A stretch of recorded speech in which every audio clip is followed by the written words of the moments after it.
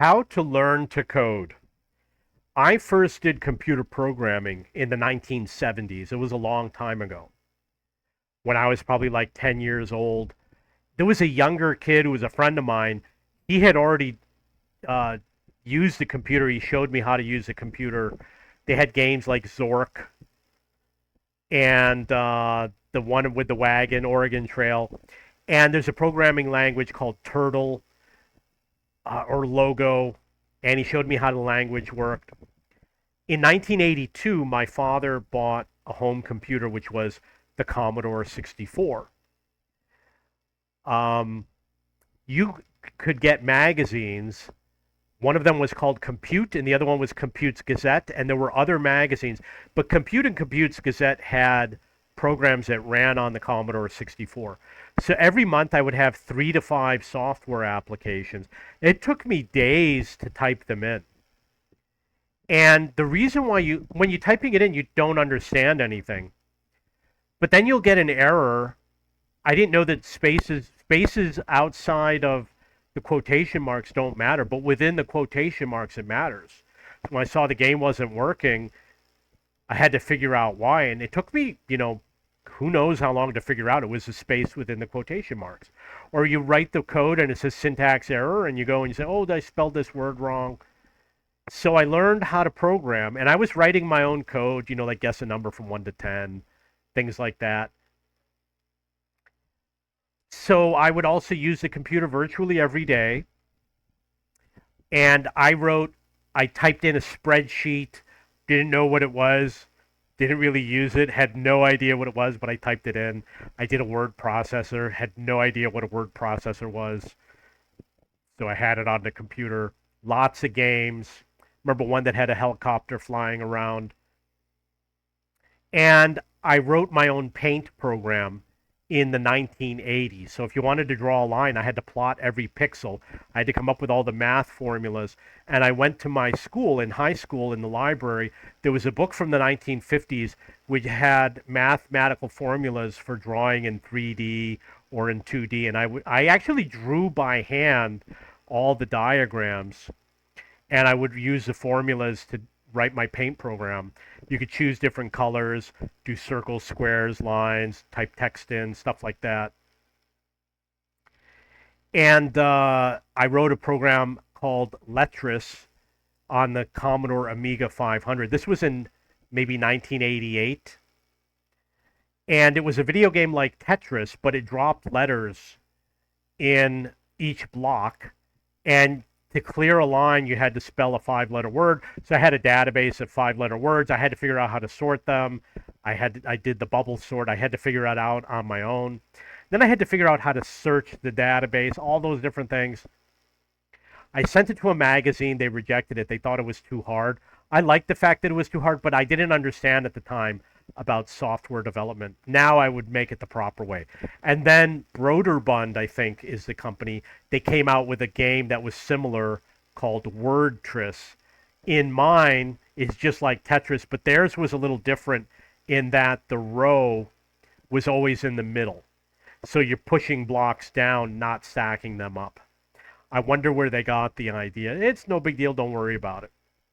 So I spent a lot of time doing computer programming, and with the Amiga, there was a manual that had all the libraries, and there were 2 manuals, and I could look up all the commands. And obviously, you're going to start out small, but when I was in college, I already knew how to program, and I already knew all the basics, and I was doing C programming, but it took a long time. It would take all day long to compile the software, and it was a million lines of code at one point. It was really long. I did assembly. I'm going to tell you what assembly is because people don't know. An assembler, when you type the command, like let's say you type the go to command, you can go to a place in memory. As you type it in the computer, it's in the computer. You don't compile it, you don't execute the script. It's literally already loaded into memory. When you compile, it creates a file that's compiled and it loads it into memory. When you have a script, it loads everything into memory. With an assembler, as you type it in, it's in memory. And if you type in line 1 and it says print the letter A, and then line 2, you say go to line 1, and then you say hit the start button, not loading anything in, but it's in memory, so it's just going to start printing a bunch of A's. Assemblers were a pain in the butt, and I did do a lot of assembly. It was actually required in school.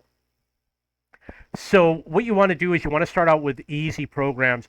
Typing in programs that are printed out is what I recommend. Copying and pasting from ChatGPT might also work. Write a program that does this, copy and paste it. It's going to tell you what the error is. Put it back into ChatGPT. It will tell you what change to make, and keep on doing that. And eventually you're going to learn about how to program. As a 54-year-old person who started programming 1982, I've got a lot of programming experience. I developed software very quickly. I spend very little time doing software development. What used to take me a month now takes me like an hour. There's like, if you told me, oh, your price comparison script was deleted, now I'll have it up and running again 10 minutes to 30 minutes. That's how long it's going to take. And I type so fast. And it's like streams of software code going through my mind because I've written it so many times. I know how to do it. I know how to do it. I can write search engines. I've written so many search engines that I can write them. It takes me a couple of minutes to write a search engine. The code, you don't want to do top-down development. You want to do bottom-up development. So what you want to make your subroutines only do 2 different tasks. 1 or 2 different tasks.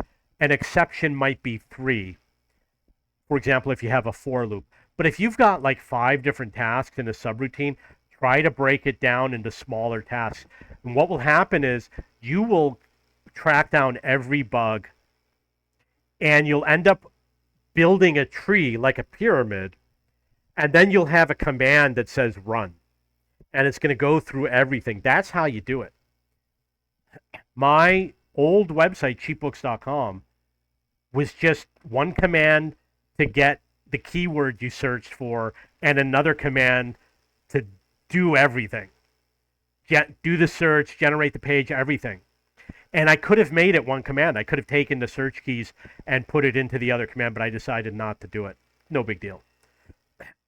That was it. That was the code. It was 2 lines because I did bottom-up programming. You get the code to search the database. You get the code to search the search keys. You get the code to inject the data into the template. That was the final step. And then you bring that into one command, and then you pass the search key into that command, and then you got one command, and that was it. My current system doesn't do that, but I'm making changes to get to the high level system. You want to do high level language, but you want to do bottom up, high level language, bottom up programming. I used Perl. I'm going to tell you that parsers, scripts, the Perl parser, scripting languages are way easier than compilers. Compilers can be a royal pain. I hate it. Java, I don't know. Java was a crazy language back in 1995. It had so many bugs. I was like, I just gave up on it. I'm sure that it doesn't have the bugs that it had in 95. But it was difficult, even though it was nearly identical to C. Don't do a difficult language. Stick to something easy with Logo, Perl, Basic. I did so many different languages. Every language I tried. When I was young, when I was 18, I had probably already done 10 or 15 different languages. The good ones, like Pascal is an example of one. The good ones are going to be Perl and C and Java. I know the younger generation use PHP. I'm going to tell you, I'll make a video as to why Perl is better, but I'm not going to do that now. I actually recommend you use PHP because PHP does have advantages that a young programmer would want to use. Someone like myself, I use it, but only because I have to, not because I want to. Okay, so that is how to learn to code. Um, Forget about the online courses. Just get into reading something and typing it in and using Chat GPT to create code. Okay, so go to my discussion forum at cheapbooks.cc if you have any questions, and go to cheapbooks.com to search for books and textbooks. If you have any questions or comments, please post below.